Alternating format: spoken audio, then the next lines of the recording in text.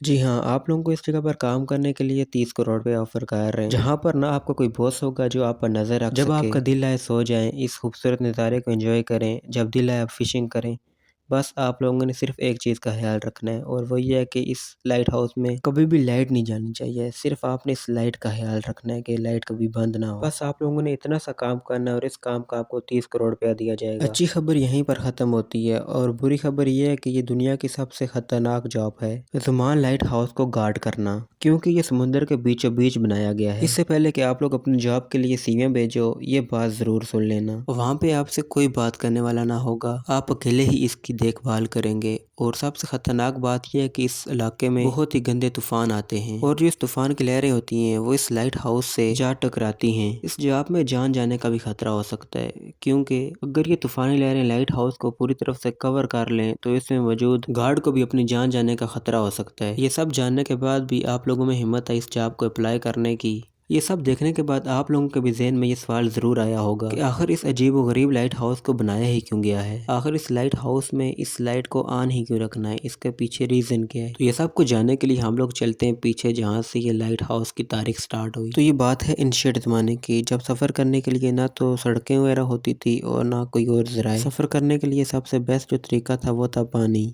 एक बंदा था जिसका नाम था कैप्टन मासियस। ये बड़ा ही ज़बरदस्त सेलर था और साथ ही अपने खतरनाक समुद्री सफ़र के बारे में भी जाना जाता था। इसके साथ एक इंसिडेंट होने वाला था और पहले ज़माने में कश्तियाँ भी लकड़ की होती थी। तो एक रात कैप्टन पानी में बहुत ही अंधेरे वाली जगह से गुजर रहे थे। पानी के अंदर बड़ी बड़ी रॉक्स थी जिनसे इनकी शिप टकराती है। शिप में सुराख हो गया और वो उलट भी गई और इससे इनका बहुत ज़्यादा नुकसान हो जाता है। इस इंसिडेंट के बाद कैप्टन मासियस ने सोचा कि इस प्रॉब्लम का कोई तो हल होगा जो इनको इस तरह के खतरे से वार्न कर सके। अब ये तो होगी एक प्रॉब्लम। दूसरी प्रॉब्लम ये है कि आप लोगों को पता है कि ओशियन बहुत बड़ा है और पैसिफिक ओशियन तो छोड़ ही दो, और अगर हम लोग पूरी दुनिया का लैंड एक तरफ इकट्ठा कर लें तब भी ओशियन काफ़ी बड़ा है।